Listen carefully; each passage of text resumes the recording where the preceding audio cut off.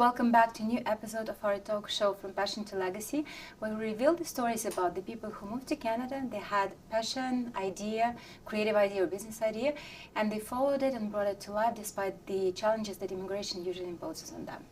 Little known before I move on to the interview itself, the sponsor of our talk show is Urban Eats MTL, so if you're a foodie, you might be interested in checking out their website. And my guest today, young lady, I actually met her because when she was interviewing me, it was a reversed one, Shiva Marchand, a maker. That's how we agreed that I'm going to introduce her, and the maker of what we will discover during our interview. Hello, Roxana. Hello, good morning. Thank you very much for taking time and coming downtown Montreal. I know that you live pretty far from here, so thank you very much for taking the time today.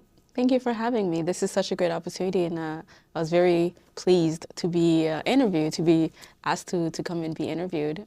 You asked a maker of what, and it's so funny because I was like, oh, maker. I think that's the best way to describe me because not only am I a new mother, so I made a human, but I'm also a maker of ideas, creative ideas, and I'm a maker of businesses, conscious, I could call them conscious businesses and intuitive businesses. My business practices have been a little bit different than what is the norm. So I just like to say I'm a maker. I feel like that's the best way to kind of sum it all up. So we'll walk then through your journey and reveal that. Let's start with going back a little bit, I guess, in the past, right? So I know that you moved twice in your life. I would even say 3 times. Way more. So the first move was from. So let's maybe first go with what's your origin, when you were born, a little bit of your background, and then the next question would be your immigration, those big milestones of your immigration journey, because I know that at least twice the big one happened. Yeah. So I'm originally from Haiti. I was born in Haiti in '89, and when I was 9 years old, I immigrated to Miami. And it's funny because my mom told me we were going on vacation. Well, it would sound like the location where you immigrated. I guess it could be sold like that. Oh yeah, that's exactly what she said. It's a fun trip. Yeah. Oh yeah. Well, I was nice. So I was like, okay, sure, vacation, I guess. And she failed to mention that all my bags were packed and that this vacation would be permanent.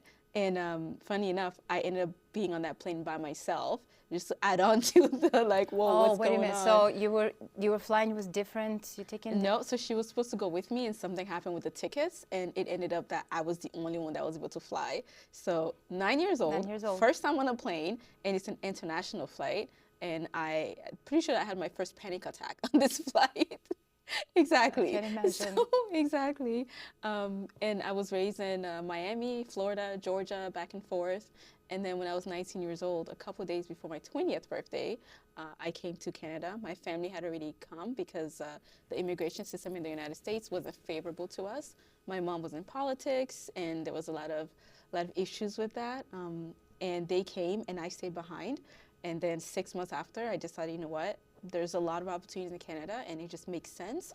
Let me just go to Canada. And it was very, again, a very weird trip because I ended up, I only had $20 in my pocket. My family and I were not speaking at the time. Okay, so it was like a family. Yeah, it was very intense. And I remember when I got to the border of Windsor, on the American side, so Michigan, the taxi driver, I was like, I only have $20. And he said to go across, for him to like take me right to the border, it would be like $70. And I was like, I only have $20. And he's like, you know, I'll take you. And he took me, and when I went to pay him, he's like, you can keep that. Oh, wow. Yeah. That's a nice story about that in our monetized, like focused on monetization world, there are still people who are not doing things only for money, can do some good things just out of a good heart, goodwill. Yeah. Absolutely. Moving to another country when you're 9 years old, well, left aside the whole stressful trip by yourself on the plane, I find that overall when you're immigrating at the younger age versus when you're immigrating at an older age, eventually there are differences because less to leave behind, more flexible mindset, and you're more open to all those kind of different things.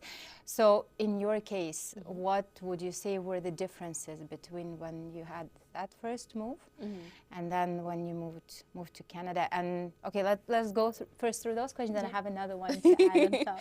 Okay, so I mean, moving at the age of 9, I was so young, right? And I mean, I learned English in 2 months. But we moved to Miami, and in 2 months, just watching TV, watching cartoons, and trying to engage with people, I learned English in 2 months. That was a huge difference. And when I'm 19, now I was 20, 4 days before I turned 20. It's a completely different person. Now I was an adult. I was no longer a child, and I was on my own, and I had to figure things out and rely on a lot of my friends and my peers. But it was a huge difference. You know, 19, I didn't really have responsibilities. It was more like, you're a child. Your responsibility is to go to school, and like, that's it. Just be a kid. And being an adult and dealing with a lot of family issues and like health issues, it was very difficult. But I have to say, looking at both of them, I feel like they're equally difficult as well, because even at 9 years old, learning a new language, being in a new country, and especially being Haitian origin, there's a lot of stigma, especially in the United States, having to do with Haitians, right? So I was in school and being, you know, the foreign kid, and even though I knew the language, in 2 months, I didn't speak it because I was very shy. I was very shy. I didn't want to make any mistakes, and it was difficult for me to adapt. Did you guys bully? I mean, bullying exists across everywhere, but like, was it hard for you? Did you experience that kind of thing when you were in school back then? I don't necessarily think I experienced bullying. It was more of, you are in America now, you have to become American. So that was imposed on me by the teachers, by friends, by my classmates. It was very, you know, going to the store and it's like, you're an American now, speak English. If I'm like hesitating to speak, you know, they'd be like, hey, like, you're an American now, like, you know? So I guess it is bullying, but passive aggressive. Yeah, lots of passive aggressiveness. Exactly. So it was more like, you have to conform. Like, you conform, because you're here now. Forget that. And funny enough, French, which is the first language that I learned, I stopped speaking French. When you were when I was in the States. So I didn't speak French for about 20 years because I completely forgot it and completely was like, no, it no longer matters. I'm in America now, no more French. But at home, I spoke Creole. When my mom spoke Creole or French to me, I replied in English. Like, that's how intense it was and how impressionable I was as a young kid, right? Because it's like, you choose this path and that's it. Like, that's it. You just have to conform. It's like framing in the box. Exactly. And I'm definitely not a person that fits in the box. But at that time, I had to. It was survival, right? And then when you moved to Canada, and I guess like, you brought back your French eventually. Sort of. Kind of. Was the integration easier because you went once through the phase of moving to another country? So did anyhow that experience of a 9 years old girl moving to another country, did it help you when you moved? I mean, moving from US to, and also another question, is immigrating from US to Canada, is it a big of a change? Or the countries are really still like they're in close proximity and there is not a lot of changes when you move from one to another? Well, thankfully, from the age of 9 to 19, my mom and my family, we moved around a lot. So I was able to strengthen that skill of adaptability where I could adapt anywhere. And it doesn't necessarily mean I was showing off or, you know, wanting the attention, but I was able to integrate myself. And again, because of that, like, you conform, I was able to integrate myself wherever we were. So whether we lived in the suburbs or we lived in the city, wherever we were, I was able to adapt and conform and be good and be okay. So moving to Canada at 19, it was easier for me. And there is a difference, but I already had that skill of, you just adapt. You see how things work and you conform. You kind of go along with how things work. You kind of, you know, study the people, study the rules, even the unspoken rules, and you adapt to how it is. So they're different, but it was easier for me because I had already practiced it so many times. And then, so I'll talk then maybe about your last move, and then it will be a very good bridge to the next part of the discussion that I wanted to touch base on. Yeah. I know that you recently, like a year ago, right? You moved from Toronto. 4 months ago. Is it 4 months ago? 4 months. So when I met you, it was just like you. It was like a month. Oh my God. What? I don't know why I thought it was a year ago. Yeah. Time flies I know. very fast. Okay, 4 months ago. Yeah. So it's very fresh, very new for Yeah. you. And you moved with. Did you move already with with a newborn baby, or? Okay, so it was you delivered and then you Pretty much. pretty much. And I Yeah. know that you had a lot of businesses and passion, and there's a lot of things wrapped around in Toronto because that's where also you developed. You lived there for, I guess, a long time as well. Later. Well, funny enough, I lived in Toronto for 5 years. Went to school there, like had my life, my party phase, all that happened in Toronto. And then I moved to Montreal. So I was actually living in Montreal for 5 years, and I had a photography studio here. And then with my former partner, and when we broke up, I was kicked out of the business because, you know, Yeah, small happen. men mentality. I was kicked out of the business, so I moved back to Toronto in transit because I was actually leaving Canada. That was the plan. I was going to leave Canada for Spain and start my life over. And then me and my husband, now Elijah, we reconnected. We knew each other from years ago. We reconnected and fell in love and was living in Toronto. And then things happened where life was just kind of like, this is, you know, life is happening. And he had a house in Saint Julien, and it just happened that we were like, okay, well, I guess we need to move. Life is pushing us to move back to Quebec, so let's go. So almost feel like the entire life it's in emotion. I just go with it.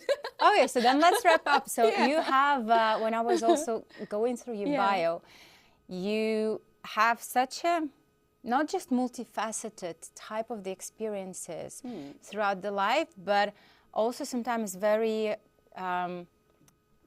they are laying on different polarized sides, right? Like you, I know that you're an NLP practitioner. You are a hypnotherapist. I can't pronounce it right. Hypnotherapist, right? And then on the flip side, you also had your photography studio. You worked as a model. You worked as a makeup artistry, right? So tell me a little bit how this whole composition of different, and it's passion, because usually for people it's hobbies. For you, it ended up being somewhat also a business, right? So how did it all shape? I guess it started back then when you were living in Toronto, and then I have more other questions. Yeah, so when I was in school actually, in Toronto, I was studying social services because I wanted to help people. I have a lot of family members who have mental health issues, and growing up with that, I always wanted to be a psychologist, a clinical psychologist, because I wanted to save them and help them. So I went to school, social services, and during my studies, I realized how sensitive I am. I always knew I was sensitive, but I didn't know it was that extreme. I'm super, super sensitive, where I would cry in class every day. And when we go through like case studies and things having to do with the different genres of people you can help in social services, it was so funny because in my classes, if we're watching or going through the case studies, you would hear sniffling, and every once in a while you would hear one of my classmates, "Are you okay, Shiva? Are you okay? Do you need tissues today?" That's how sensitive I was. And even though I wanted to help people and I thought, well, that's the way to help people, right? I realized it was not for me. And I finished my studies, but I was like, I can't work in this field. I cannot do this. This is going to kill me. Like, I can't. It's too overwhelming. It was too like much you were for getting me. that too close to your heart. Too close. And I mean, you hear some stories, and when you work in that field, you have to have a shield. And you can't take the stuff home with you, right? You have to be able to be strong and to be like, okay, the case is done. I'm done with that person. I'm done with that kid. I'm done with that adoption, whatever it is, right? And for me, I was like, but I want to know what happens to them. Like, I want to keep in touch and blah, blah, blah. And legally, you can't. So I was like, maybe not the way for me. And I was working retail at the time. And while working retail, I realized that I always had a good fashion sense about me, but it was so on demand, that to the point that from being the greeter to assistant manager in a year. So in 1 year, I was able to like go up so quickly, and I became a stylist at that location too. And everyone just telling me, they're like, you have a knack, like you're really good at putting colors together. You're really good at styling. You're really good at like knowing what makes people feel good, and you are helping people. So doing that, when I finished my studies and my job, and something happened where I didn't like the job anymore, the people, some drama. Working retail, there's always drama, right? So then I quit that job, and I started doing marketing. So I started doing marketing with this tech company. And even through that, when I was doing marketing, my friend who was in school for photography, she was like, I'd love to shoot you. Like, you have like a unique face and blah, blah, I'd love to shoot you. So I was like, okay, sure, let's do a photo shoot. Did the photo shoot, she posted the pictures online, and a bunch of photographers were like, can I contact your model? Like, she's different looking. Like, let me contact your model. And I was like, I'm not a model. Like, what? People want to pay me to take my pictures? How is that a thing? Because in my head, modeling, you go with an agency and they find you the contract. The typical way of doing exactly. that. So then my friend was like, just do it. So I was like, okay, I'm just going to do it. So next thing I know, I'm shooting 3 times a week after work, and I'm making more money modeling than my office job. So at this point, I'm like, wait a second. Like, I do love my office job, but like, this is so much fun. And now it's becoming a business. Now I have a contract and I have demand, and I'm making about double what I'm making in my office job. Okay, it just doesn't make sense for me to continue that. So let's do it full time. I'm 5'4". No, but that's a risk now that I'm listening to you, 'cause, right? I'm also on the other side. That's the industry that I'm involved somehow, but it's so unstable. So it's really taking a risk, thinking, okay, I'm betting on moving on that. Yeah, so I just did it. I just was like, okay, let me do it. I just did it full time. And then of course, anything I'm doing full time, there's always something else happening in the background. I went and got my image consultant certificate. So learning more about colors and style and features and like the undertone, what people should be wearing, all of these things, and the science of styling and all these things. And I ended up doing modeling full time for 5 years, and which is like insane. It's sustainable. You need to tell me the tips after. I'll definitely get some advice from you. It doesn't make sense, right? Because like freelance modeling, I mean, now I feel like it's more common. It's just the industry is not. It's not structured somehow. Yeah, but this is the thing. To be sustainable in that sense. Exactly, but this is the thing. I feel like everything I've gone into doesn't make sense on paper. But then my thing is always to just do it. Just go for it. Go for it. And that's something that I've realized my whole life. I've had this kind of inner knowing of there's no such thing as failure. You go and do something. If you fail, you're still getting feedback of like, maybe this is not for you. Maybe it wasn't the right time. Maybe you need to come back. It's always feedback. Yeah. That's always my mindset. There's no such thing as failure. It's always feedback. And you're not a tree. You can move. You can get up and leave. You can get up and do something else. You can, like, we're not trees. Like, and also, I truly believe that our souls came here to experience life, and not just the pretty sides of life, right? To like fully experience life, to fully dive deep into all of the experiences that are presented to us. So why not? If it's been presented, your soul on some level needs it. It needs it to like develop. It's asking for it, and it's right there. So go for it. Just do it. You have, because I read also, so you follow, how do you call the faith? The Baha'i faith. Baha'i faith, yeah. Right? Because I Googled it yesterday as I was preparing, because I was just interested what is it? And I found that it's much more, and again, I'm not a very religious person. Yeah.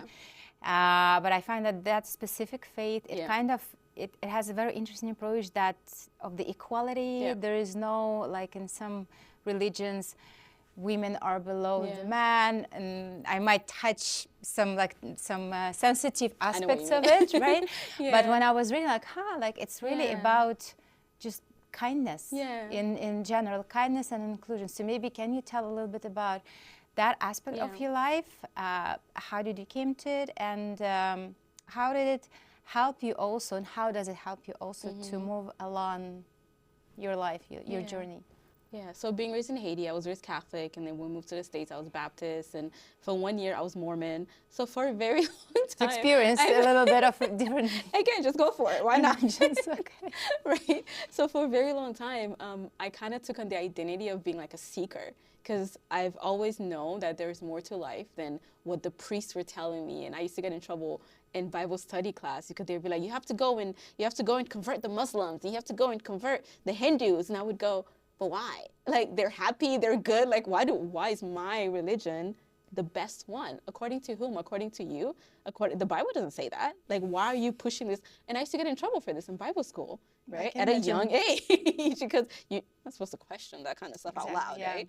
And the only thing they would tell me is go pray about it. And I would go, but I did pray about it. And that's why these questions are coming up for me. So you, as a leader in this church, are here to help me answer these questions, right? So they didn't really like me that much. And just, yeah, it didn't go well with them. But I've always been seeking. I've always known that there are truth in all of the religions. And I've always known that as human beings, because this is what we do, that maybe we've kind of changed things a little bit to fit ourselves, right? When we're looking at the big religions of the world. So I was always seeking, and I went through, I call it a spiritual reawakening at the age of 25, where I realized that something that I didn't deal with. So the reason why I stayed behind in the United States, in my family, we had a big thing, is because I was pregnant. So I was 19 years old, I was pregnant, and I'm the baby of the family, and everybody's like doting on me, and nobody knew I was sexually active, and it's like, oh, I'm pregnant, right? So my family were very like, you're the baby, you're moving, you're coming with us. No, like, there's no way you can stay behind. And me and the father of the baby at the time, we were like, no, we want to be together, we want to raise this child together. And my family was completely against it. They were like, you're too young, blah, blah. So I ended up having a miscarriage, a late-term miscarriage. And that's something that I kind of like took into a little ball and just like shoved it away and was like, I'm not going to deal with this. I'm just not going to, it happened, whatever. I didn't allow myself to process it. So at the age of 25, I finally like hit a wall where, and it's funny because every December since the miscarriage, all of my friends, all of my family members, they would tell me, you turn into a shell of yourself. Every winter, you're not yourself. And I'm like, yeah, it's winter. I hate winter. They're like, no, this is different. You're just not present. You're not here. And as somebody who's very present and very like, we're having conversation, I'm with you. Like, you can feel my soul. I feel your soul. It's very different for them. And they would tell me, they'd be like, this is not you. There's something you're not dealing with.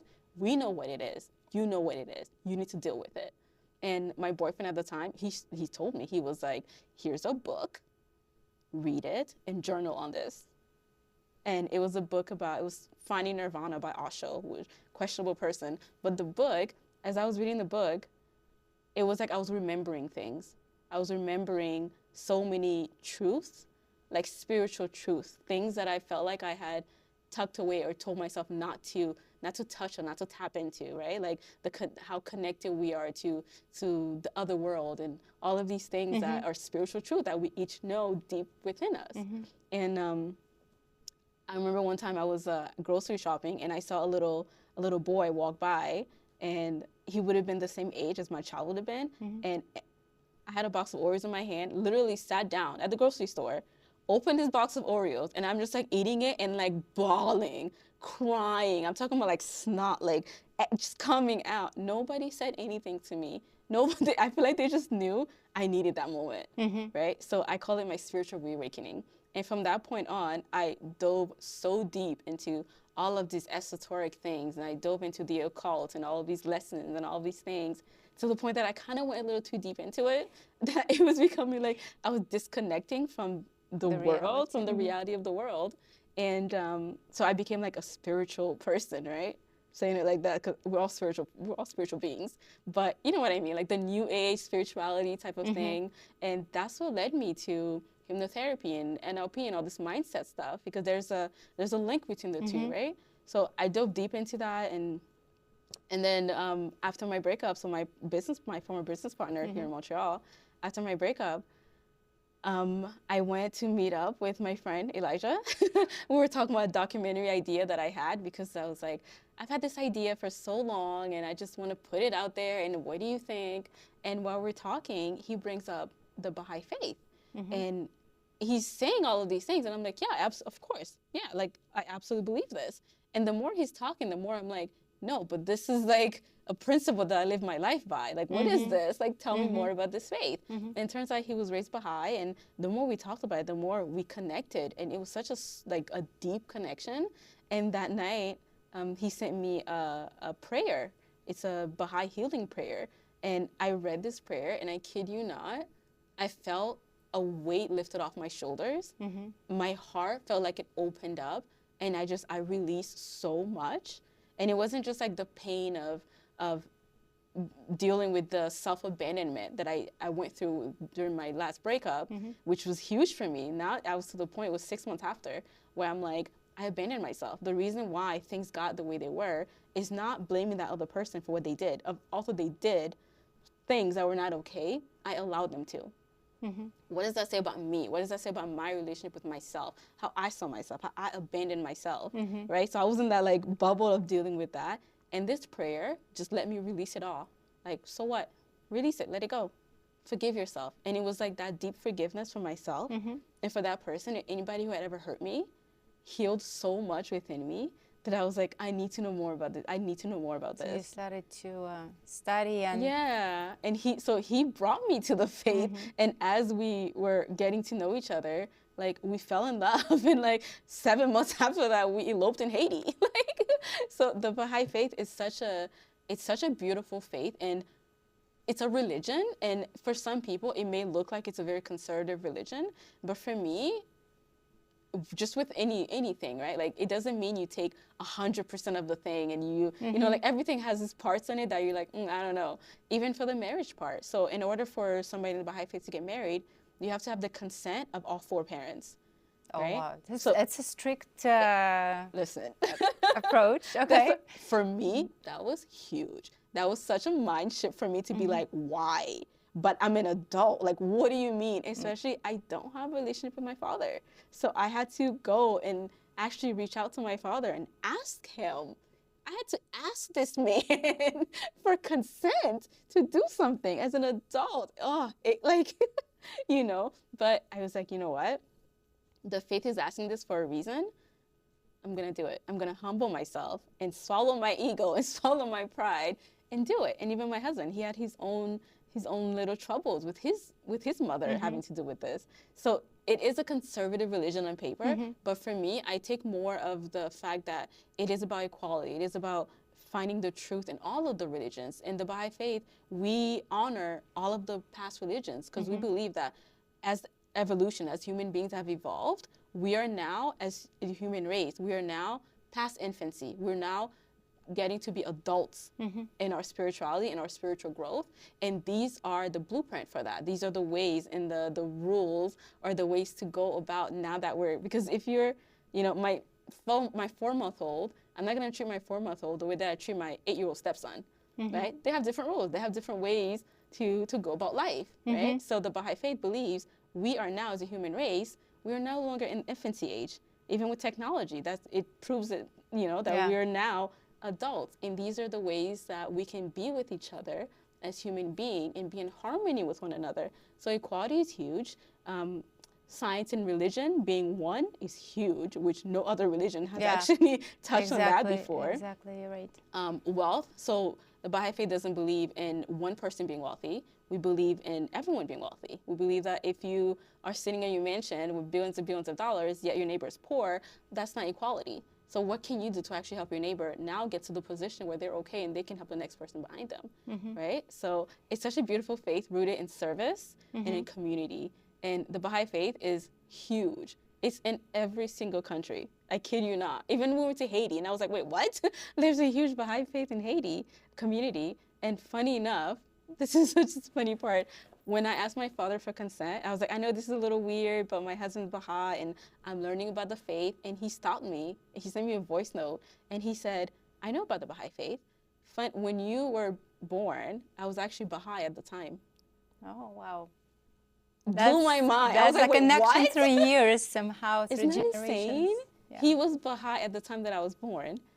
And he was like, I know about the faith. He's like, there's a documentary about the faith that was created in Haiti that I'm in. I'm giving an interview. So I asked him, why do you not consider yourself a Baha'i?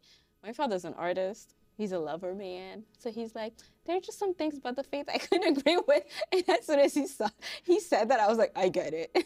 Because Baha'i faith believes in marriage. They believe, you know, we believe in marriage as a man and a woman. And, you know, the reason for all of that is so we can bring children and have that community. And, you know, so it's because he's a lover boy. So he was like, I just couldn't agree with the part of just being with one woman for the rest of my life. But yeah, so that's my whole spiel in Baha'i faith. It's something that's so important to me. And I feel like, I mean, I tell people I'm Baha'i, but it's more of I want people to feel that I'm Baha'i more than telling them. I want them to be like, why are you, like, what are your beliefs? Like, why are you so open and so kind and so present and so there? And then I will explain to them, well, because, and you know. Then what's interesting is that all your passion, all your hobbies, businesses, everything, there still are concentrated somewhat around that desire to make this world a better place. And let's also get an example, the podcast that you started. Did you start this podcast here in Montreal, or it existed before? When It was in Montreal, yeah. Montreal, right? So it's also centered around self-development, also a lot of centered around women as like a center of the podcast itself. How did you come up with that idea, and how do you see the continuation or a further development of this project? Yeah, so my podcast, Your Inner Shift, it actually started when I was I was in Mexico. I was in Mexico for a month when I started that podcast. It was an idea that I had for a very long time, and one day I just sat down and I started thinking of everyone in my life that I knew that had gone through something, an inner something that changed their lives to the point where they were living a different life, where you wouldn't even recognize them before, where you were like, whoa, like what happened? Like those kind of stories. And before I knew it, I had a list of over 30 people in my life that I could think of within like 10 minutes who had gone through something. And I decided I want to sit down with them. I want to talk to them. I want them to share their story, because who knows what somebody else might be going through, that they may need to hear this exact story, that they can relate to it, right? So when I was in Mexico for a month, and I just reached out to my friends and I was like, hey, do you want to hop on Instagram Live with me and just talk? And I'm going to take out the audio and play it as a podcast. And every single person I said yes. Every single person. So the podcast started not for women. That's been an evolution and a shift that's happened recently. So from the very beginning it was, because I think when you interviewed me, it was more really like focused around the So right now, I think with now being married, which is something I never thought I wanted. I was like, marriage is not for me. Kids are not for me. So now that I'm married and I'm a mother, I was realizing that women, everyone, obviously, but women, we go through all of these transitions, right? We go through all of these identity shifts, and we don't always have the support in our lives, in our like present lives. We don't always have somewhere to go or a community to relate to, or people that are going through the same things to kind of relate to. So I came up with this idea of a brand. So this is what Your Inner Shift has kind of shifted to fit under that brand for women, but the brand LiterallyHer. It's just to kind of get away from the idea of, to be like the strong, empowered woman. It's like, no, instead of some template of how a woman is supposed to be, how becoming her, there's this thing on social media, right? You have to wake up at 5 a.m., you got to do this, you got to blah, blah, blah. And I was like, no, I want it to be more real, more rooted in you going through a breakup, you just became a mother, let's find a community for you that's dealing with the exact same thing. The postpartum, even I had a really rough pregnancy. Even going through that, I had people in my life, but I still felt alone. Nobody knew exactly what I was going through. And how amazing it would have been to have a community where there are other women that are going through the exact same transition, right? So that's what the whole brand is about. So Your Inner Shift, within these transitions, I believe that we are given the opportunity to shift our identities. These are the opportunities that you can either take it or resist it. And I want people to have a place to land, a place to know that whatever it is you're going through, whether you're moving, whether you're going through a breakup, a divorce, whether you just lost a parent, there's a place for you to come and to be held, to know that like your story matters, you matter, and this thing that you're going through, it's meant to enrich your soul. It is meant to uplift you. It is meant to do something. Let's do it together. Let's hold your hand. Let's do it together. Let's, go through it. Yeah, so that's what the podcast, Your Inner Shift, has kind of shifted to to fit under the umbrella of LiterallyHer. Okay. Yeah. And so what is the plan for that one? Do you want to, it's going to be multiple seasons, and you want to maybe shift it to a different direction, or to twist the story, the main idea? So once again, just with everything else, I kind of just let it go, and it organically happens. I try not to have control over things or resist change. If change is there, is asking for it, I honor that.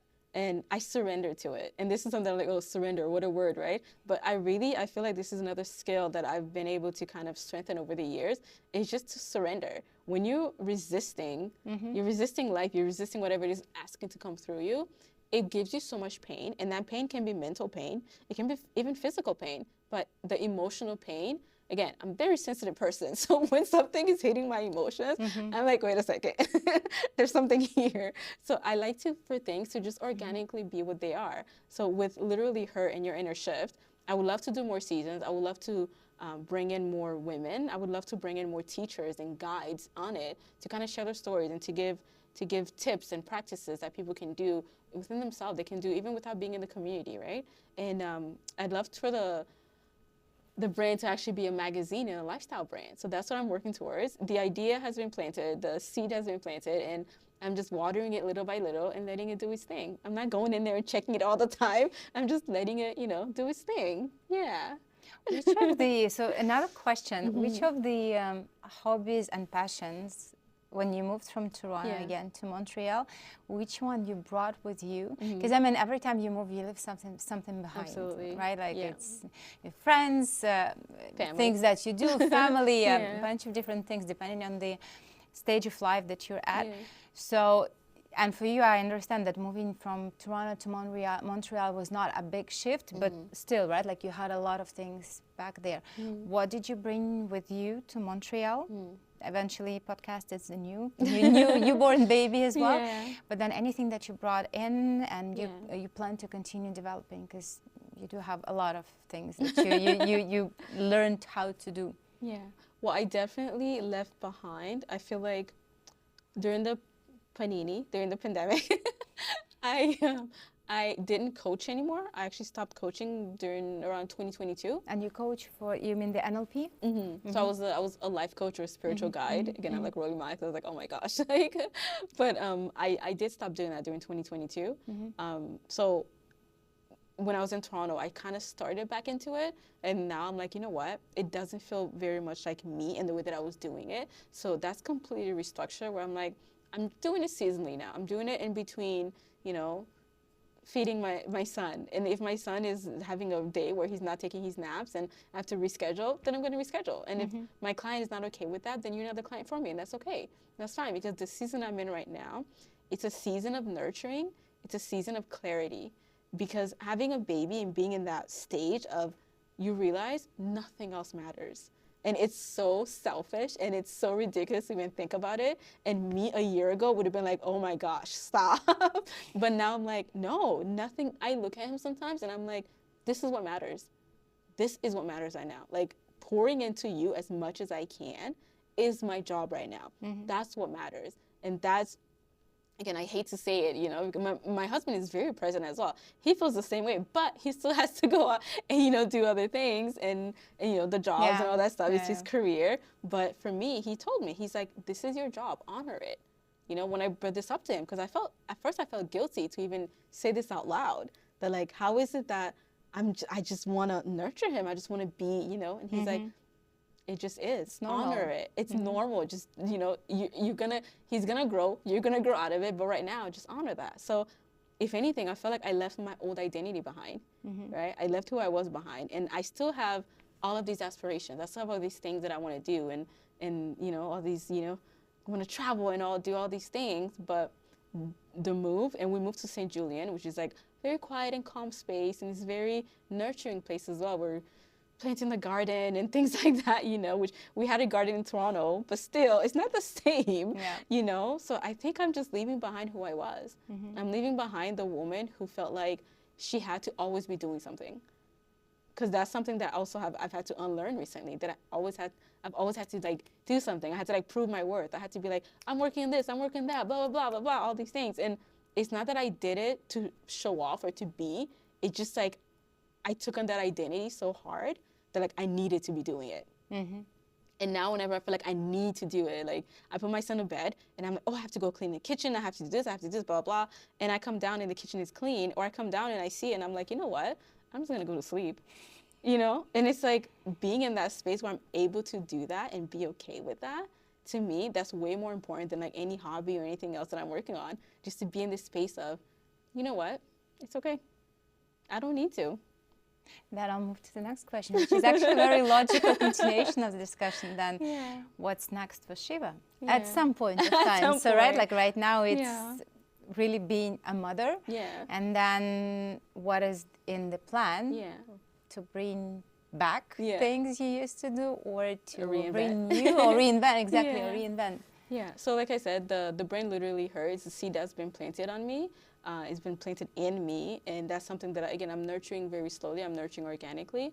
My husband and I have a production company that we are, since the move, we've decided to work with people and businesses that are ethical, businesses that have a mission that is beyond just making money, that are making a difference in the world. And we're working on a couple of documentaries, including my own. The project that we're working on that I fell in love with, and we went eloped in Haiti. The beginning of the journey. Exactly. So this documentary, Diaspora Blues, funny enough, it's about diasporas, so people that have been displaced or people that have left their homes, that are still having an issue or still having difficulties dealing with survivor's guilt or knowing where home feeling is, like what that even means. When they go back home, they feel like a foreigner. Yeah, when they're in the country they live in, they also feel like a foreigner. They don't feel yet it's a home. Exactly. So I call it Diaspora Blues. So we're working on that. Yeah, we're working on that documentary, like little by little. Again, my pregnancy and having a baby, we kind of took a pause on it because it was a really rough pregnancy.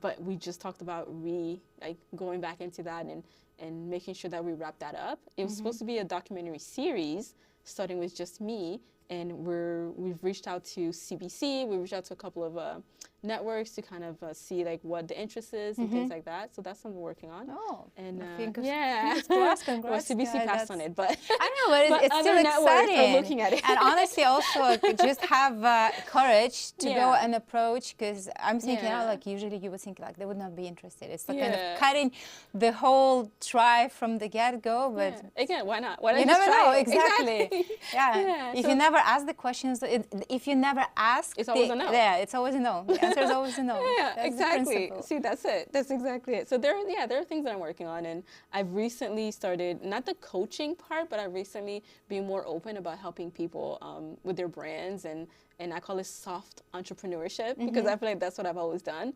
I've never kind of gone by the like, you have to do this, you have to do that, you have to do this. I go by like what your soul is asking for, and I feel like if your soul is asking to experience it, then the world needs it.